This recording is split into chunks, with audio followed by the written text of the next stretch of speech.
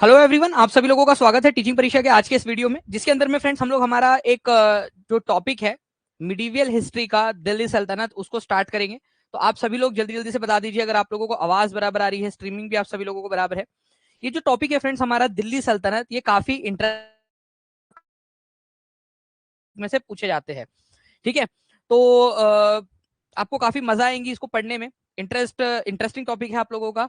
और काफी सारे बच्चे हैं जिनको मुगल के बारे में तो पता होता है, मुगलों के बारे में या नाम कभी ना कभी उन्होंने सुना हुआ होता है, लेकिन वो दिल्ली सल्तनत को नहीं पढ़े होते हैं या उनको पता ही नहीं होता कि दिल्ली सल्तनत है क्या।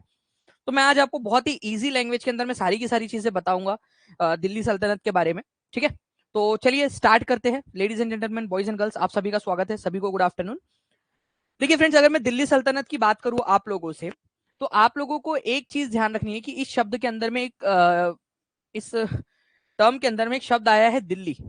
तो बेसिकली इसका मतलब यह है कि दिल्ली इनका जो है वो केंद्र था, केंद्र बिंदु था, और यहां से वो सल्तनत चलती थी। और इसके यहां से रहकर बाकी के जो शासक थे वो बाकी इलाकों के ऊपर में कंट्रोल करते थे। इसी वजह से इसको दिल्ली सल्तनत कहा जाता है। ओके, तो चलिए स्टार्ट करते हैं। देखिए फ्रेंड्स, अगर मैं बात करूं दिल्ली सल्तनत की, तो दिल्ली सल्तनत के बारे में पढ़ना हमारे लिए इसलिए भी इंपॉर्टेंट हो जाता है क्योंकि इसका केंद्र दिल्ली था और आज हमारे देश की राजधानी है दिल्ली। तो इसके बारे में पढ़ना है हम लोगों ने। काफी सारी इंटरेस्टिंग सी चीजें आप लोगों को पता चलेंगी कि कब दिल्ली जो है वो पहली बार राजधानी बनी। तो देखिए फ्रेंड्स, हुआ यूं कि दिल्ली जो है वो 12वीं शताब्दी के अंदर में उसका इंपॉर्टेंस बढ़ा, 12वीं शताब्दी के अंदर में। ठीक है, पहली बार दिल्ली तोमर राजपूतों के समय में राजधानी बनी थी। जो तोमर राजपूत थे, तोमर वंश के जो राजपूत थे, उन लोगों ने पहली बार दिल्ली को राजधानी बनाया। तो दिल्ली जो आज हमारी कैपिटल है, वो सबसे पहली बार कैपिटल किसके समय में बनी थी? तो तोमर राजपूतों के समय में बनी थी। ये आप लोगों को याद रखना है। ठीक है, इंपॉर्टेंट पॉइंट आप लोगों का।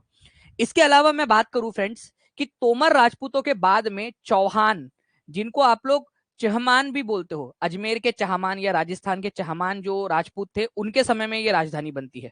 ओके, तो सबसे पहले बनी ये तोमर राजपूतों के समय में राजधानी, और बाद में चौहान लोगों ने इसको कंटिन्यू किया अपनी राजधानी के रूप में।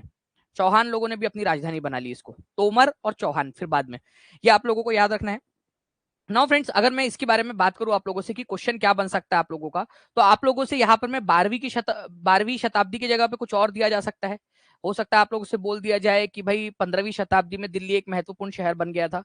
ठीक है, नहीं, 12वीं शताब्दी के अंदर में। 12वीं शताब्दी का मतलब होता है फ्रेंड्स 1100 ईस्वी से लेकर 1200 ईस्वी के बीच का जो समय काल है, 1101 से 1200 ईस्वी के बीच का जो समय काल है, उसको 12वीं शताब्दी बोलते हैं। मतलब जिसके तरफ जा रहे होते हैं ना हम लोग, ठीक है, उसको 12वीं शताब्दी, उसको उस शताब्दी के रूप में गिना जाता है। जैसे मान लो 1901 से लेकर सन 2000 तक का जो समय काल था, वो 20वीं शताब्दी थी।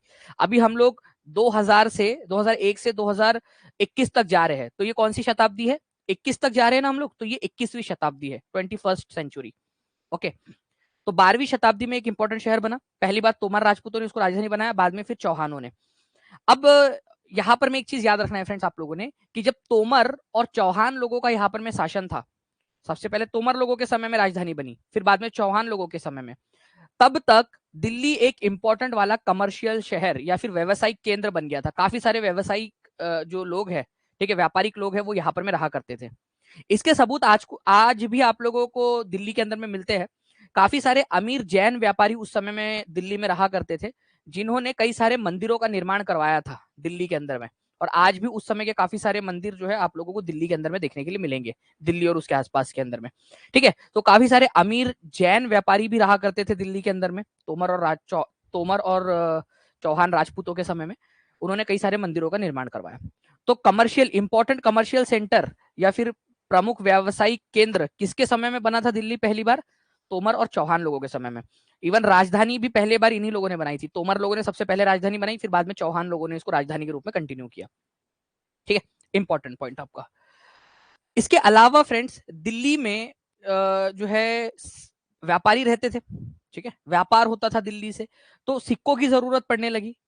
तो जब दिल्ली सल्तनत आई, तो उसके समय में जो सिक्के चलाए जाते थे 13वीं शताब्दी में, 13th सेंचुरी के अंदर में, उन सिक्कों को देहलीवाल कहते थे। तो दिल्ली सल्तनत के समय में जो आपका सिक्के चलते थे दिल्ली के अंदर में, उनको क्या कहा जाता था? देहलीवाल कहा जाता था। तो ये काफी एक इंपॉर्टेंट क्वेश्चन है। कई बार ऐसा आता है कि देहलीवाल का मतलब क्या है, तो देहलीवाल याद रखना है आप लोगों ने। लोगों को लगता है देहलीवाल मतलब कोई शहर है, नहीं, देहलीवाल एक्चुअली में कॉइन्स है, आपके सिक्के है, ये याद रखना है आप लोगों ने। सिक्कों को कहा जाता है देहलीवाल। दिल्ली सल्तनत के समय में चलने वाले जो सिक्के थे, ठीक है, जो सर्कुलेट होते थे दिल्ली सल्तनत के अंदर में, उसको कहा जाता था देहलीवाल। मैं आप लोगों को इवन एक क्वेश्चन भी दिखाना चाहूंगा फ्रेंड्स, जो इसके ऊपर में आया था, आप लोग खुद भी इसका आंसर कर सकते हो। एग्जाम के अंदर में आया था ये क्वेश्चन आप लोगों का कि देहलीवाल क्या है, और स्टेटमेंट के रूप में भी पूछा जा सकता है आप लोगों से। तो देहलीवाल क्या है? कोई एक निवासी है दिल्ली का सिक्का है, दिल्ली का एक किला है, या ऊनी वस्त्र का एक प्रकार है। तो देहलीवाल क्या है आप लोगों का? एक सिक्का है, ये याद रखना है आप लोगों ने। दिल्ली का सिक्का, दिल्ली सल्तनत के समय में जो चलता था। एक और क्वेश्चन आप लोगों का, निम्नलिखित में से किसके अधीन दिल्ली पहली बार साम्राज्य की राजधानी बनी? फर्स्ट टाइम, ये आप लोगों को बताना है। पहली बार दिल्ली जो है वो राजधानी किसके समय काल के अंदर में बनी थी?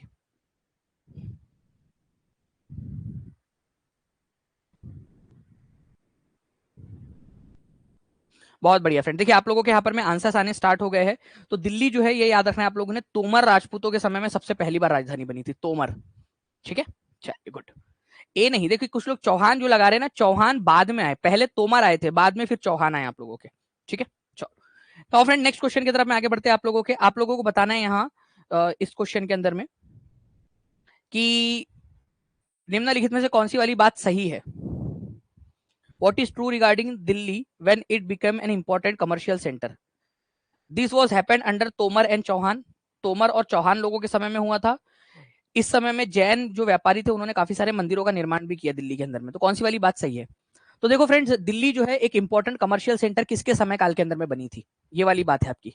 तो ऑब्वियस सी बात है, तोमर राजपूतों के समय में ये राजधानी बनी, और फिर बाद में चौहान लोगों ने इसको कंटिन्यू किया। तो तोमर और चौहान लोगों के समय में ये एक इंपॉर्टेंट शहर बन गया था आप लोगों का। ठीक है, और कमर्शियल सेंटर भी था। कमर्शियल सेंटर मतलब बहुत सारे व्यापारी वहां रहा करते थे, और कई सारे जैन व्यापारियों ने तो यहाँ पर में मंदिरों का निर्माण भी करवाया था। तो दोनों के दोनों पॉइंट आपके सही है। तो आप लोगों से बोला था कि कौन सा वाला सही है आप लोगों से ना, ठीक है, व्हाट इज ट्रू, तो आंसर होगा आपका ऑप्शन नंबर सी, बोथ। ठीक है, चलिए अब देखिए फ्रेंड्स, मैं आप लोगों को एक और चीज बताना चाहूंगा यहाँ पर मैं। जब दिल्ली सल्तनत थी यहाँ पर, दिल्ली सल्तनत, तो दिल्ली सल्तनत के समय में काफी सारे शहरों का निर्माण भी हुआ था दिल्ली में। जो आज आप दिल्ली देखते हो ना, ठीक है, वो काफी सारे छोटे छोटे शहरों से मिलकर एक दिल्ली बनी है, छोटे छोटे शहरों से मिलकर। ठीक है, तो कई सारे नगर बसाए गए थे दिल्ली सल्तनत के सुल्तानों के द्वारा यहाँ पर में। जैसे कि आप लोग यहाँ पर में देख पा रहे हो, ये है दिल्ली है कुन्हा। ठीक है, सबसे पुराना शहर दिल्ली है कुन्हा। ठीक है, उसके बाद में यहाँ पर में आप एक शहर देख रहे हो जहापन्हा, और यहाँ पर में एक शहर आप लोग देख रहे हो सीरी। तो ये जो दिल्ली है कुन्हा नाम का शहर है, ये कुतुबुद्दीन ऐबक ने बसाया था, कुतुबुद्दीन ऐबक। ठीक है, जो दिल्ली सल्तनत का पहला शासक था। मैं आपको बताऊंगा कि दिल्ली सल्तनत हम किसको कह रहे हैं, आगे में आपको पता चलेगा। जहापन्हा नाम का जो शहर है वो मोहम्मद बिन तुगलक ने बसाया था। ठीक है, मोहम्मद बिन तुगलक ने। और सीरी नाम का जो शहर है वो अलाउद्दीन खिलजी ने बसाया था। ये तीनों के तीनों के बारे में मैं आपको आगे में बताने वाला हूँ। जस्ट एक मैप के थ्रू बता रहा हूँ कि आपको काफी सारे शहर बसाए गए थे। ठीक है, दिल्ली कुन्हा नाम का एक शहर है। ठीक है, दिल्ली कुन्हा। सीरी नाम का शहर आप लोगों को यहाँ पर में मिलेगा। जहापन्हा नाम का शहर मिलेगा आप लोगों को। ये दिल्ली के अंदर में बसाए गए शहर थे बेसिकली। और इन पर क्वेश्चन आता है, किस तरीके से क्वेश्चन पूछा जा सकता है वो भी आप लोगों को दिखा देता हूँ मैं। ये जो शहर थे जो दिल्ली जिससे बना है आज, तो दिल्ली है कुन्हा और जहापन्हा, ये क्या थे? तो दिल्ली है कुन्हा और जहापन्हा क्या चीज थी? ये उपाधियां थी, मुगलों के द्वारा बनाई गई नहरें थी, दिल्ली सुल्तानों के द्वारा बनाए गए शहर थे, या मुगल काल में अधिकारियों के नाम थे, पद नाम थे उनके, उनके ऑफिस के नाम थे, ऑफिशियल के यहाँ पर में उनके टाइटल्स थे। तो आंसर जो है फ्रेंड्स यहाँ पर में क्या होगा, दिल्ली है कुन्हा और जहांपन्हा, ये दिल्ली सुल्तानों के द्वारा बनाए गए शहरों के नाम थे। दिल्ली है कुन्हा, जहांपन्हा, सीरी, ये सब क्या थे? नाम है, शहरों के नाम है ये आप लोगों के। तो ये आपको पता होना चाहिए। नाउ फ्रेंड्स, अब मैं आप लोगों को बहुत ही इंपॉर्टेंट वाली जगह पे लेकर जाना चाहूंगा। आप लोग जब से दिल्ली सल्तनत शब्द सुन रहे हो, बट ये दिल्ली सल्तनत क्या है? ठीक है, दिल्ली सल्तनत क्या? तो एक चीज तो आपको समझ में आ गई कि दिल्ली उसका केंद्र था, वहां से ये पूरा शासन चलाते थे। लेकिन किसको कहे हम दिल्ली सल्तनत? आपको मैंने कहा कि पहली बार दिल्ली जो है वो तोमर राजपूतों के समय में राजधानी बनी। ठीक है, पहली बार तोमर राजपूतों के समय में राजधानी बनी थी दिल्ली। चौहान लोगों ने भी इसको राजधानी के रूप में कंटिन्यू किया। बट ये इसको हम दिल्ली सल्तनत नहीं कहते हैं, इसको दिल्ली सल्तनत नहीं कहते हैं। दिल्ली सल्तनत जो है फ्रेंड्स बेसिकली सल्तनत काल की शुरुआत से मानी जाती है, जिसमें 5 राजवंशों ने शासन किया है।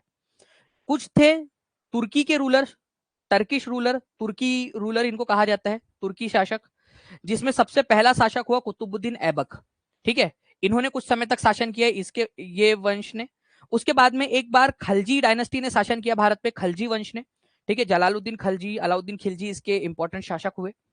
उसके बाद में तुगलक वंश ने शासन किया। ठीक है, गयासुद्दीन तुगलक, मोहम्मद बिन तुगलक, फिरोज शाह तुगलक, ये सब इसके इंपॉर्टेंट वाले शासक थे। सैयद वंश आया आपका, खिज्र खान ने इसकी स्थापना की थी। और फिर बाद में आया लोधी वंश। ठीक है, लोधी वंश, बहलोल लोधी और आप लोगों का सिकंदर लोधी, इब्राहिम लोधी इसके शासक हुए। अब देखिए फ्रेंड्स, ये जो 5 राजवंश है ना, ठीक है, ये 5 राजवंश जो है आप लोगों के, इनको आप लोग कहते हो दिल्ली सल्तनत। ठीक है, तुर्की के रूलर, तुर्की के शासक, ठीक है, खलजी शासक क्योंकि खलजी लगा हुआ था इनके सरनेम में, ठीक है, तुगलक शासक, ठीक है, सैयद शासक, सैयद वंश क्योंकि ये अरब से मानते थे अपने आप को, ठीक है, अरब ओरिजिन के मानते थे, इस वजह से सैयद वंश बोला जाता है। और लोधी वंश, ये अफगान डायनेस्टी थी, अफगानिस्तान के बेसिकली ओरिजिन के लोग थे लोधी वंश के लोग। तो ये 5 जो राजवंश है आप लोगों का, 1206 से लेकर, ठीक है, 1526 तक का जो समय काल है आप लोगों का, इसको आप लोग दिल्ली सल्तनत कहते हो। इसका सीक्वेंस आप लोगों से पूछा जाता है एग्जाम के अंदर में, ये याद रखना है आप लोगों ने। तो तुर्की शासक सबसे पहले थे, ठीक है, और उसी में से एक थी, एक रजिया सुल्तान भी हुई है। कुतुबुद्दीन ऐबक इसके शासक थे, इल्तुतमिश इसके शासक थे, इल्तुतमिश की बेटी रजिया जिसके बारे में हम लोग डिटेल में पढ़ेंगे, बलबन, ये सारे के सारे तुर्किश वंश के शासक थे। इनको गुलाम वंश भी बोला जाता है, गुलाम वंश या मामलुक वंश भी बोलते हैं अपन लोग इसको, तुर्किश रूलर्स को। बट आप लोगों को अभी फिलहाल में तुर्की शासक याद रखना है आपके एग्जाम के लिए। ठीक है, खलजी वंश, तुगलक, सैयद और लोधी। लोधी सबसे आखिरी थे, ठीक है, सैयद सेकंड लास्ट थे, थर्ड लास्ट तुगलक, ठीक है, खलजी और तुर्किश, ये याद रखना, ये सीक्वेंस याद रखना है क्योंकि सीक्वेंस के ऊपर में क्वेश्चन आप लोगों से पूछा जाता है। मैं आप लोगों को क्वेश्चन भी दिखाता हूँ जो एक एग्जाम में आप लोगों के आया था 22/12/2021 पेपर 2 एसएसटी के अंदर में, सीटेट में एग्जाम में क्वेश्चन पूछा गया आप लोगों का। ठीक है, आप देख सकते हो एग्जाम का क्वेश्चन है आप लोगों का, ये बताइए इसका आंसर क्या होगा। 13वीं से 15वीं शताब्दी के बीच में जो शासकों ने शासन किया है उनका करेक्ट सीक्वेंस क्या है, और एग्जाम में पूछा गया क्वेश्चन ये आपका ऑनलाइन शिफ्ट में। तो आप लोगों का आंसर होगा फ्रेंड, सबसे पहले तुर्की के शासक आए, ठीक है, फिर खलजी, फिर तुगलक, फिर सैयद, और इसके बाद में फिर आए थे सबसे लास्ट में लोधी वंश के शासक। और ये पहले अफगान शासक थे, ठीक है, मतलब अफगानों ने जो शासन किया था वो लोधी वंश के थे, वो लोग सबसे पहले अफगान शासक भारत में। तो तुर्किश, खलजी, तुगलक, सैयद और लोधी, ये 5 जो राजवंश है इनको दिल्ली सल्तनत कहा जाता है मिलाकर, ठीक है, इनको कहा जाता है। बाकी दिल्ली सबसे पहले राजधानी कब बनी थी, वो तोमर लोगों के समय में बनी थी। बट दिल्ली सल्तनत जो हम शब्द इस्तेमाल करते हैं वो ये 5 राजवंशों के लिए इस्तेमाल करते हैं, इन 5 राजवंशों के लिए। ठीक है, तो जब जब दिल्ली सल्तनत आए तो समझ जाना इन 5 राजवंशों के समय काल की बात कर रहे हैं हम लोग मिलाकर पूरा एज अ होल। हम लोगों ने जो है फ्रेंड्स देखा था कि जो तुर्किश शासक थे जिनको गुलाम वंश भी कहा जाता है, ठीक है, क्योंकि काफी सारे गुलाम जो थे किसी और राजा के गुलाम थे वो लोग शासक बन गए थे इस समय काल के अंदर में। तो इन्हीं की एक शासिका थी रजिया, भारत की पहली महिला सुल्ताना, पहली और आखिरी महिला सुल्तान, ठीक है, रजिया सुल्तान, ये याद रखना है आप लोगों ने। तो एक महिला शासिका थी, इसके बारे में थोड़ी जानकारी आप लोगों के सिलेबस में दिया गया है, तो ये आप लोगों को पढ़ना है। इस पर क्वेश्चंस कैसे पूछे जाते हैं वो भी मैं आप लोगों को बताऊंगा। ठीक है, तो रजिया सुल्तान के बारे में अगर हम लोग बात करें फ्रेंड्स, तो रजिया जो है ये इल्तुतमिश की बेटी थी। इल्तुतमिश कौन था, इल्तुतमिश भी खुद एक सुल्तान हुआ करता था, ठीक है, इसी वंश का, तुर्की वंश का एक सुल्तान था इल्तुतमिश, उसकी बेटी थी। तो रजिया कौन से वंश से बिलोंग करती थी, खलजी, तुगलक, सैयद, लोधी या तुर्किश, तो आपको याद रखना है तुर्की वंश से बिलोंग करती थी ये, या गुलाम वंश से बिलोंग करती थी। ठीक है, तो रजिया जो है वो इल्तुतमिश, सुल्तान इल्तुतमिश की बेटी थी, ठीक है, और ये जो है 1236 के अंदर में शासिका बनती है, 1236 में। ठीक है, अब सुल्तान इल्तुतमिश का कोई बेटा नहीं था क्या जो उसकी बेटी शासिका बनी, नहीं, ऐसा नहीं है, इल्तुतमिश के बेटे भी थे, लेकिन फ्रेंड्स उनसे भी ज्यादा काबिल थी रजिया, रजिया उनसे ज्यादा काबिल थी। इवन मिनहाज सिराज करके एक लेखक हुए हैं, ठीक है, इन्होंने कहा है कि रजिया जो है वो अपने सारे भाइयों से ज्यादा काबिल थी, सारे भाइयों से ज्यादा काबिल थी और एबल शासिका थी। ठीक है, तो मिनहाज सिराज ने खुद माना है इस चीज को। अब फ्रेंड्स मिनहाज सिराज जो है, इन्होंने अगली ही लाइन में कुछ ऐसी बात कह दी जिससे हमें उस समय के समाज के बारे में पता चलता है कि उस समय का समाज कैसा था। ठीक है, पहले तो उन्होंने माना कि अपने सारे भाइयों से ज्यादा काबिल थी, तो जब काबिल थी तो उसको बनाना चाहिए था शासिका, ठीक है। लेकिन मिन्हाज सिराज ने अगली ही लाइन में लिख दिया, बट जो एक रानी का शासन है वो भगवान के द्वारा जो एक आइडियल सोशल ऑर्डर बनाया गया, एक समाज व्यवस्था बनाई गई है जिसमें यह बोला गया है कि महिलाओं को हमेशा पुरुषों से नीचे रहना चाहिए, उसके खिलाफ जाता है। इससे पता चलता है कि उस समय के जो लेखक थे, ठीक है, उनके लेखन से पता चलता है कि समाज में क्या फैली हुई थी बात। लड़कियों को या जो महिलाएं थी उनको हमेशा नीचे समझा जाता था पुरुषों से। ठीक है, तो ये आप लोगों ने याद रखना, ये इंपॉर्टेंट वाली बात है कि किसने कहा था कि अपने सारे भाइयों से ज्यादा काबिल है, मिन्हाज सिराज ने कहा था। लेकिन फ्रेंड्स इसी से ये बात पता चलती है, जो तवारीख, तवारीख बेसिकली मतलब हिस्ट्री होता है, ठीक है, तवारीख। तो मिन्हाज सिराज ने भी अपनी बुक लिखी है, तो वो हमारे लिए हिस्ट्री जैसी हो गई, तो उसको भी तवारीख बोलते हैं। तो जो तवारीख थी या जो उस समय का इतिहास जिन लोगों ने लिखा है, ठीक है, उनकी बातें पढ़कर हमें पता चलता है कि वो लोग जो है हमेशा शासकों को लिंग भेद और जो है यहाँ पर में ये बताते थे कि किस तरीके से महिलाएं जो है वो हमेशा सबॉर्डिनेट रहनी चाहिए, पुरुष हमेशा ऊपर रहने चाहिए, इन सारी चीजों को बात बताते थे। अब वो बात अलग है कि हर कोई इनकी बात से सहमत था नहीं उस समय में भी, लेकिन इनकी बात पढ़ के पता तो चलता है कि समाज कैसा था उस समय का। अब फ्रेंड्स आप लोगों ने देखा होगा कि कई बार ऐसा होता है कि तुम मेरी बेटी नहीं बेटा हो, ऐसे पिताजी जो है कई बार ऐसे कहते हैं। ठीक है, कई सारे लोगों को आप लोगों ने देखा होगा इस तरीके से कहते हुए, है ना, कि तुम मेरी बेटी नहीं बेटा हो। ओके, लेकिन फ्रेंड्स मैं आप लोगों को बताना चाहूंगा यहाँ पर में कि जो रजिया थी उन्होंने कभी भी अपने आप को बेटे की तरह नहीं दिखाया। उन्होंने बहुत प्राउडली कहा कि मैं जो है क्या हूं, मैं डॉटर हूं, मैं बेटी हूं। किसकी बेटी हूं? मैं इल्तुतमिश, सुल्तान इल्तुतमिश की बेटी हूं। और अपने शिलालेखों पर, अपने सिक्कों पर इन्होंने अपने आप को हमेशा बेटी की तरह दिखाया है। प्राउड बेटी थी ये, ठीक है, प्राउड बेटी थी, और उसको ये कहने में कोई हिचक नहीं थी कि मैं एक बेटी हूं, लड़की हूं, और मुझे इस बात पे गर्व है। ठीक है, तो डॉटर ऑफ इल्तुतमिश हमेशा अपने आप को बेटी की तरह दिखाया उन्होंने, और उसको इस बात पे गर्व था। तो कभी भी अपने आप को पुरुष जैसा इसने नहीं दिखाया। ठीक है, रजिया ने, रजिया हमेशा अपने आप को बेटी की तरह ही दिखाती थी। 4 साल तक शासन किया उसने, 1236 से लेकर, ठीक है, 1240 तक, और 1240 में उसको गद्दी से हटा दिया गया। क्यों? क्योंकि जस्ट वो एक लड़की थी। ठीक है, तो उसको सत्ता से हटा दिया गया, ये याद रखना है आप लोगों ने। तो 4 साल तक रजिया ने शासन किया, और हमेशा जब भी उसने सिक्के जारी किए या अपने अभिलेख लिखवाए उसके ऊपर में हमेशा उसने जो है अपने आप को बेटी की तरह दिखाया है। बट कुछ ऐसी भी थी जिन्होंने अपने आप को बेटी नहीं या महिला नहीं, लड़कों की तरह दिखाया। जैसे फॉर एग्जाम्पल रुद्रमा देवी, ये काकटिया वंश की रानी थी, रुद्रमा देवी। ठीक है, वारंगल की रानी थी, काकटिया वंश की, जो आज आपको तेलंगाना के अंदर में जो पार्ट पड़ेगा ये। ठीक है, इन्होंने क्या किया, अपने आप को हमेशा एक लड़के की तरह दिखाया है। हमेशा अपने अभिलेखों के अंदर में अपने आप को लड़के की तरह दिखाया। मैं जाता हूँ, खाता हूँ, पीता हूँ, सोता हूँ, मतलब मैं गया, मैंने खाया, इस तरीके से, मतलब लड़के की तरह अपने आप को हमेशा प्रस्तुत किया उन्होंने अपने अभिलेखों के अंदर में। तो काकटिया वंश की जो रानी थी रुद्रमा देवी, ठीक है, उन्होंने क्या किया, अपने आप को लड़कों की तरह दिखाया था अपने इंस्क्रिप्शंस के ऊपर में, अपने सिक्कों के ऊपर में। तो ये याद रखना है आप लोगों ने। रुद्रमा देवी कौन से वंश की रानी थी? काकटिया वंश की रानी थी, वारंगल की। इंपॉर्टेंट है ये बात, आपसे पूछ सकते हैं। तो रजिया ने अपने आप को दिखाया है कि लड़कों की तरह नहीं, रजिया ने अपने आप को लड़कियों की तरह ही दिखाया है। बट काकटिया वंश की जो रानी थी रुद्रमा देवी, उन्होंने अपने आप को लड़कों की तरह दिखाया। ठीक है, तो ये आप लोग याद रखोगे। तो काफी सारी ऐसी महिलाएं भी हुई है हमारे भारत के अंदर में जिन्होंने शासन किया है। एक मैं आपको बताता चाहूंगा, कश्मीर के अंदर में एक शासिका हुई थी कश्मीर की, जिनको दिद्दा के नाम से जाना जाता है। तो कश्मीर की शासिका थी दिद्दा। अब ये दिद्दा शब्द उसको क्यों दिया गया, ये उपाधि क्यों दी गई थी? आज भी सभी लोग उनको दिद्दा के नाम से ही जानते हैं। ठीक है, तो दिद्दा बेसिकली जो है ना, दीदी से आया है शब्द, या फिर बड़ी जो सिस्टर होती है उनको दीदी बोलते हैं, है ना। तो प्रजा ने प्यार से उनको नाम दिया था दीदी या दिद्दा। जैसे आपको पता होगा, जो बड़ी बहन होती है वो मम्मी की तरह आपकी देखभाल करती है। ठीक है, एक बार एक क्या हुआ कि एक साधु थे, ठीक है, संत, वो पहाड़ पर चढ़ रहे थे। ठीक है, उनके पास में उनका सामान था, वो पहाड़ पर चढ़ रहे थे। वहीं पे उन्होंने देखा कि एक पहाड़ी लड़की है, ठीक है, वो अपने भाई को, ठीक है, अपने पीठ पर रखकर वो भी पहाड़ के ऊपर में उधर में जा रही है।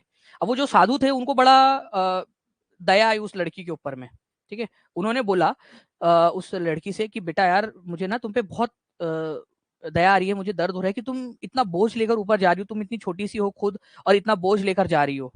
तो वो लड़की ने जो बात बोली वो बड़ी जो है फ्रेंड्स यहाँ पर मैं मन को छूने वाली है। उसने कहा कि महात्मा जी मेरे पास कहाँ बोझ है, ये बोझ थोड़ी है, ये तो मेरा भाई है, बोझ आपके कंधों पे है, आप जो लेकर जा रहे हो सामान, मेरा भाई बोझ थोड़ी है, ये तो मेरा भाई है। तो बेसिकली जो बड़ी बहन होती है वो इस तरीके से सोचती है, उसको बोझ बोझ नहीं लगता है। ठीक है, जिंदगी के अंदर में ये काफी सारी चीजें अगर आप देखोगे अपना जो अगर मानसिक, अगर हमारा नजरिया कुछ इस तरीके का रहे कि हम ये सोचे कि बोझ नहीं है, ये तो हमारा अपना है, तो काफी सारी चीजें जो है ना वो सही से चलने लगती है। चलिए, तो दिद्दा इसको कहा जाता था, बड़ी बहन की तरह थी अपनी प्रजा के लिए, इसी वजह से उसको दिद्दा बोला गया था। तो दिद्दा कश्मीर की शासिका हुई थी, ये याद रखना है आप लोगों ने। यह किसने लिखा था रजिया के बारे में कि वो अपने भाइयों से काफी काफी ज्यादा जो है वो लायक थी?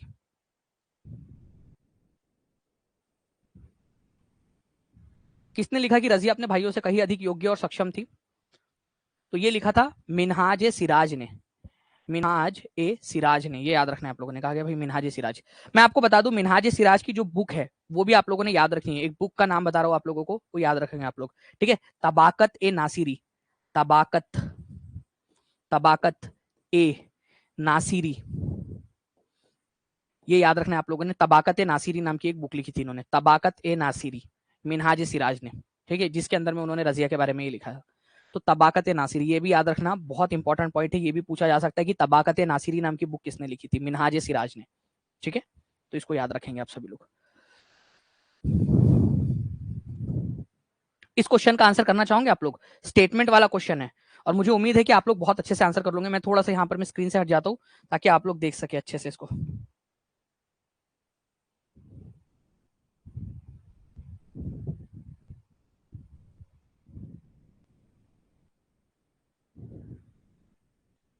देखिए फ्रेंड्स, यहाँ पर मैं आप लोगों को बोला गया है कि रजिया जो है उन्होंने अपना नाम चेंज कर लिया था अपने इंस्क्रिप्शंस के ऊपर में और अपने आप को ऐसा दिखाया जैसे कि वो पुरुष थी।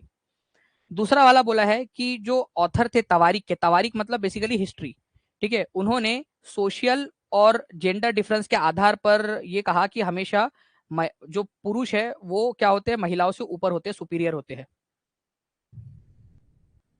अब देखिए ये कितना इजी क्वेश्चन है फ्रेंड्स, ठीक है, बहुत ही ज्यादा इजी क्वेश्चन आप लोगों का, मैं बताता हूं कैसे।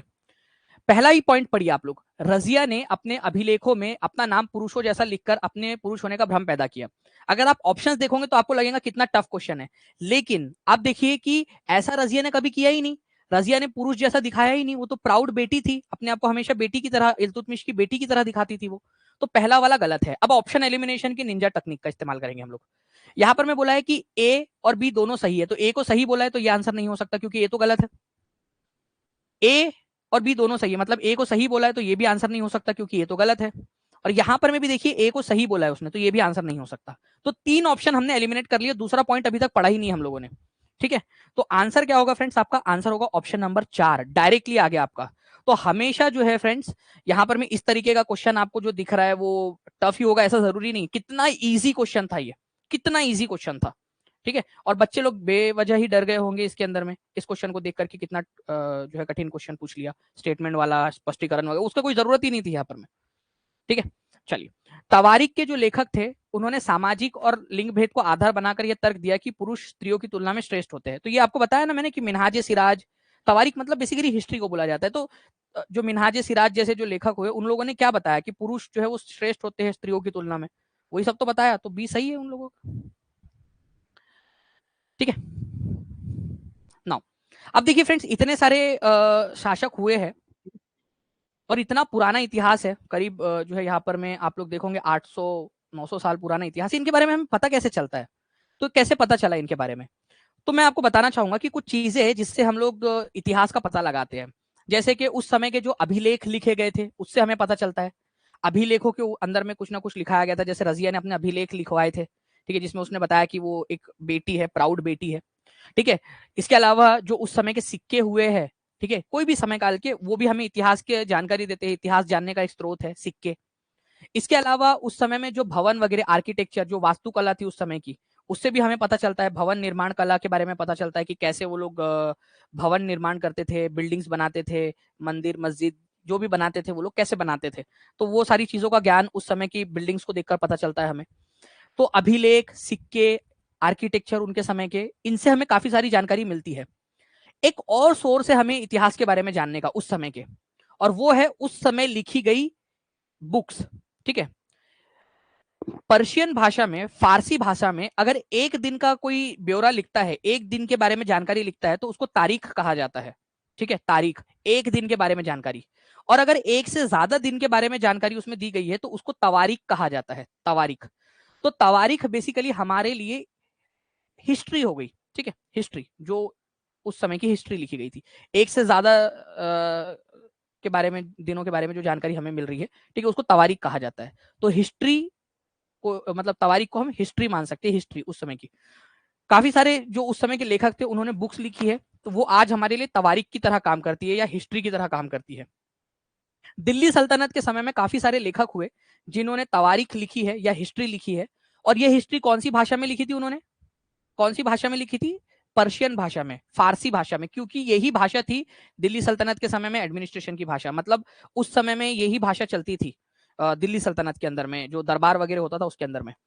तो इसी वजह से एक कहावत भी बनी आप लोगों की, क्योंकि दिल्ली सल्तनत और मुगलों दोनों के समय में पर्शियन भाषा, फारसी भाषा जो है वो बोली जाती थी दरबार के अंदर में। तो हाथ कंगन को आरसी क्या और पढ़े लिखे को फारसी क्या, जो भी पढ़ा लिखा इंसान है उसको तो फारसी आएंगी ही, क्योंकि भाई उस समय की मतलब एडमिनिस्ट्रेशन की भाषा थी वो। तो हाथ कंगन को आरसी क्या और पढ़े लिखे को फारसी क्या, ये वो कहावत ही बन गई थी। तो पर्शियन भाषा में उस समय में दिल्ली सल्तनत में कामकाज चलता था, तो पर्शियन भाषा में ही ये तवारीख वगैरह इन्होंने लिखा है। ये याद रखेंगे आप लोग, तवारीख, हिस्ट्री। अब ये जो तवारीख लिखी है, कौन लिख सकता है ये तवारीख? भाई जिसको लिखना पढ़ना आता हो, ठीक है। तो जिसको लिखना पढ़ना आता है वही जो है वो तवारीख को लिख पाएगा, ये आप लोगों ने याद रखना है। तो तवारीख के जो लेखक थे वो पढ़े लिखे लोग थे, सबसे पहली बात ये याद रखना है आप लोगों ने, लर्नड मैन हुआ करते थे। सुशिक्षित जो लोग थे वही तवारीख लिख सकते थे, तो पढ़े लिखे लोगों ने लिखा। अब ये पढ़े लिखे लोग क्या करते थे? सेक्रेटरीज हुआ करते थे, सचिव वगैरह जो दरबार में काम करते थे, एडमिनिस्ट्रेटर, प्रशासक लोग या दरबारी लोग जो होते थे, उन लोगों ने ये तवारीख लिखी है। क्योंकि उस समय इंटरनेट तो था नहीं, ठीक है, पबजी नहीं था, टीवी नहीं थी, तो बैठे बैठे क्या करे, तो क्या करेंगे, लिखते रहते थे वो लोग अपना मस्त पैकी, कोई और काम धंधा तो था नहीं उनके पास में दूसरा। तो जो तवारीख लिखी गई है या हिस्ट्री लिखी गई है वो सुशिक्षित जो पढ़े लिखे लोग होते थे, जैसे कि दरबार में काम करने वाले लोग या प्रशासक लोग, वही लोग लिखा करते थे, ठीक है, क्योंकि उनको पढ़ना लिखना आता था। इन्होंने जो है फ्रेंड्स राजा को कहा कि राजा ने हमेशा न्याय करना चाहिए, न्याय संगत शासन के ऊपर में इन्होंने बल दिया कि राजा ने न्याय करना चाहिए। बट अभी मैं आप लोगों को इनका दोगलापन दिखाता हूँ थोड़ी देर के अंदर में। इन्होंने एक तरफ तो कहा कि राजा ने हमेशा क्या करना चाहिए, जस्ट रूल, जस्ट मतलब जस्टिस के ऊपर में ज्यादा ध्यान देना चाहिए, राजा ने न्याय करना चाहिए, राजा ने हमेशा गद्दी पे बैठकर, ओके। तो न्याय संगत शासन पर बल देने की बात इन्होंने कही। लेकिन फ्रेंड्स जब बात आई इनकी खुद की और राजाओं की कि राजा के बाद में कौन बनेगा राजा दूसरा, या फिर उनके दरबार में कौन दरबारी बनेगा, तो उन्होंने दूसरी ही बार में ये बोल दिया राजा को, ठीक है, कि भाई राजा ने न्याय संगत शासन तो करना ही है, लेकिन उसने आइडियल जो सोशल ऑर्डर है, ठीक है, उसको भी उसने रखना है, जैसे बर्थ राइट, जन्म सिद्ध अधिकार। मतलब राजा के बाद में राजा का ही बेटा या राजा का ही वंशज राजा बने, या दरबारी खुद भी ये चाहते थे कि उनके बाद में उनका बेटा, जो दरबारी लोग है वो चाहते थे कि उन्हीं का बेटे को उनकी पोस्ट पर बिठा दिया जाए, ठीक है, और बेटे को ही बिठाया जाए, बेटी को नहीं। जेंडर डिस्टिंक्शन के ऊपर में भी उन्होंने ध्यान दिया, लिंग भेद के ऊपर में, ठीक है।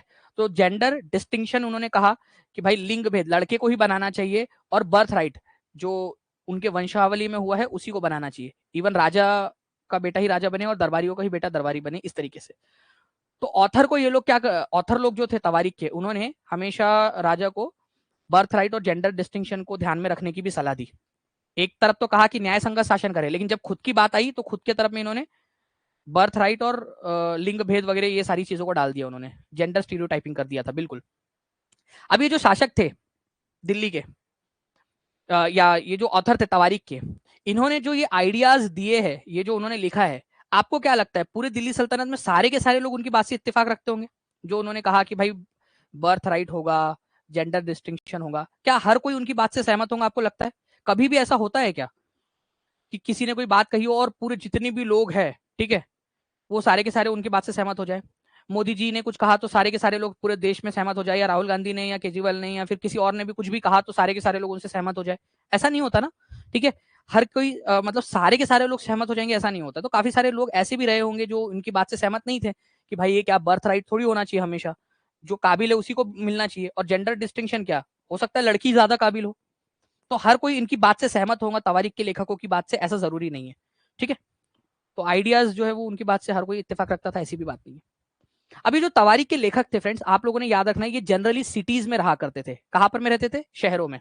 तो जो भी इन्होंने जानकारी दी है आप लोगों को वो शहरों के बारे में दी है, और ये शायद ही कभी गांव में जाते होंगे, शायद ही कभी गांव में जाकर रहे होंगे या जाते होंगे ऐसा विजिट करने, नहीं तो हमेशा मस्त है कि दिल्ली में ऐशो आराम की जिंदगी जीते थे लोग, ठीक है, दिल्ली में रहते थे। तो मेनली सिटीज के अंदर में रहा करते थे, शहरों के अंदर में, नगरों के अंदर में रहते थे, विशेषकर दिल्ली के अंदर में, ये जो तवारीख के लेखक थे। ओके, और इन्होंने क्यों लिखी ये बुक या तवारीख या हिस्ट्री क्यों लिखी इन्होंने? इनको लगता था कि जो है राजा खुश होगा अगर ये लिखेंगे, राजा के बारे में अच्छा अच्छा लिखेंगे तो राजा खुश होगा, इनको शाबाशी देगा, इनाम और इकराम देगा। इनाम इकराम मतलब रिवॉर्ड्स देगा, पैसे देगा, ठीक है, सोने के सिक्के, अशरफिया, देहलीवाल वगैरह ये सब देगा उनको। तो ये जो लोगों ने क्यों लिखा था, इन्होंने लिखा था इस होप में कि इनको रिच रिवॉर्ड दिया जाएगा, इनाम और इकराम वगैरह इनको दिया जाएगा, रिवॉर्ड वगैरह दिया जाएगा। इनाम इकराम एक शब्द है बेसिकली, ठीक है, जो जनरल भाषा में हम लोग इस्तेमाल करते हैं रिवॉर्ड के लिए, ठीक है, इनाम मिलेगा, सरदार खुश होगा, शाबाशी देगा, इस तरीके से, ठीक है, और कुछ पैसे भी दे देगा। तो ये आप लोगों ने याद रखना है। अब इस पर कुछ क्वेश्चंस आप लोगों से मैं पूछना चाहूंगा, तो ध्यान से आप लोग देखिए और आंसर कीजिए इनका।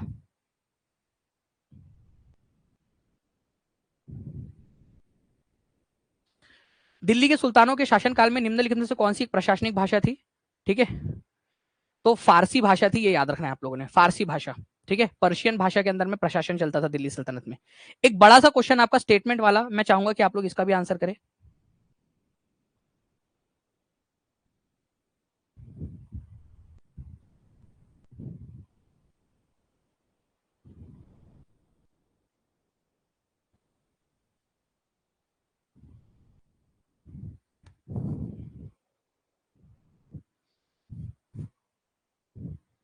बताइए इसका आंसर क्या होगा?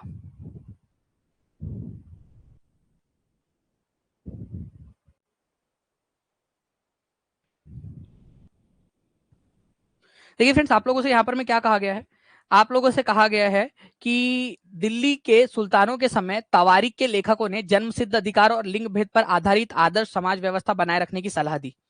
तो उन्होंने तो बिल्कुल कहा था कि जन्म सिद्ध अधिकार होना चाहिए, लिंग भेद को ध्यान में रखना चाहिए, राजा ने बिल्कुल ये सलाह तो उन्होंने दी थी, ठीक है। उनके विचारों से सारे लोग सहमत थे। क्या आपको लगता है कि सारे के सारे लोग उनकी बात से सहमत थे?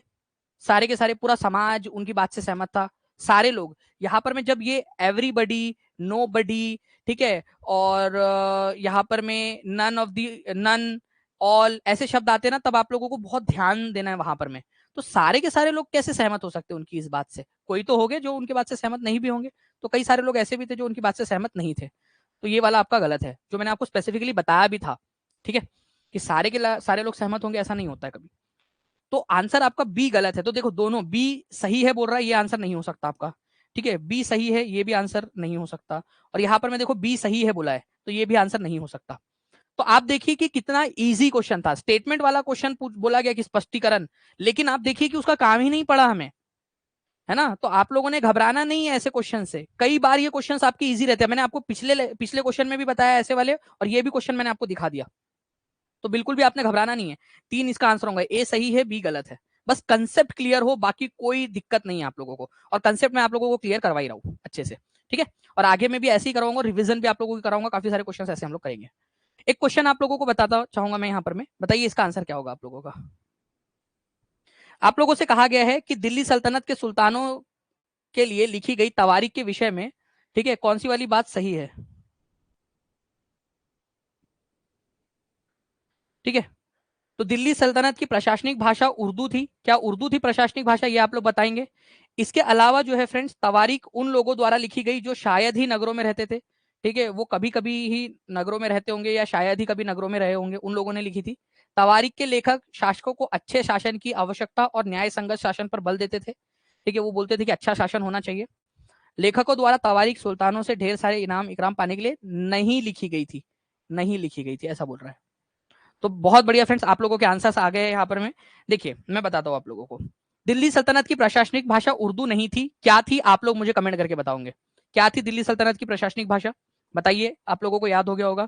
तवारीख उन लोगों द्वारा लिखी गई जो शायद ही नगरों में रहते थे, शायद ही नगरों में रहते थे या शायद ही गांव में रहते थे वो लोग, शायद ही कभी गांव में रहते होंगे क्योंकि वो नगरों में ही रहते थे। तो यहाँ पर में जो शब्द बोला गया hardly ever resided in cities, ये उल्टा बोला है उन्होंने कि शायद ही नगरों में रहते होंगे, नहीं, शायद ही नगरों में नहीं, वो नगरों में रहते थे ज्यादातर, और शायद ही कभी गांव में जाते होंगे वो लोग, ऐसा बोलना चाहिए था उसने, ठीक है।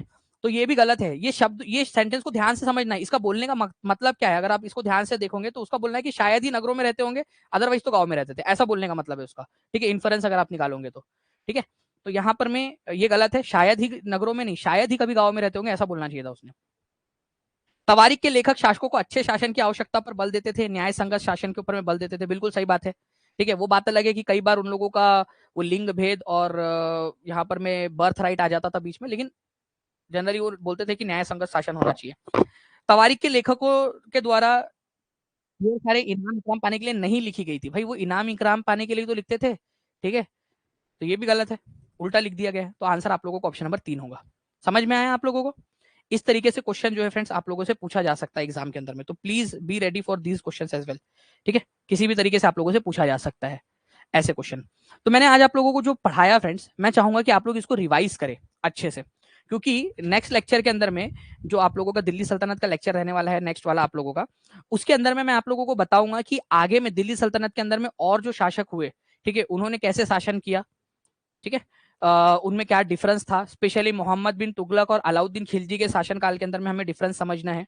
ठीक है, बंदगान करके एक सिस्टम हुआ करता था दिल्ली सल्तनत के अंदर में, जिसमें गुलामों को खरीदा बेचा जाता था, वो क्या सिस्टम था, इसके बारे में हम लोग जानकारी हासिल करेंगे। तो बहुत सारी चीजें जिसको हम लोगों ने समझना है। ठीक है, आप लोग बस इतना ध्यान रखना कि जो रजिया सुल्तान थी ये तुर्किश वंश से बिलोंग करती थी, जो पहला वंश था दिल्ली सल्तनत का उससे बिलोंग करती थी, इल्तुतमिश की बेटी थी। और बाकी की चीजें जो मैंने आपको पढ़ाया वो आप लोग देखोगे उसको अच्छे से। स्टेटमेंट वाले क्वेश्चंस भी मैंने आप लोगों को कराया, मैंने बताया कि किस तरीके से हमेशा जो स्पष्टीकरण वाले क्वेश्चन होते हैं हमेशा ही ए और बी सही होगा ऐसा जरूरी नहीं है आप लोगों का। ठीक है, जी हाँ, 2 अलग अलग पेपर होंगे शालिनी कुमारी जी उसके। चलिए, थैंक यू जी। चलिए, थैंक यू बरखा। मिलते हैं हम लोग हमारे नेक्स्ट लेक्चर के अंदर में फ्रेंड्स। जी हाँ, मुझे भी पता ही नहीं चलता किरण जी आप लोगों के एग्जाम के अंदर में, आप लोगों के लेक्चर के अंदर में कि कब समय हो गया। तो आप लोग अच्छे से कीजिए इसको और पढ़िए। Thank you Nivedita. मिलते हैं हमारे नेक्स्ट लेक्चर में, तब तक के लिए take care and bye. God bless you all. Thank you very much friends, bye, thank you.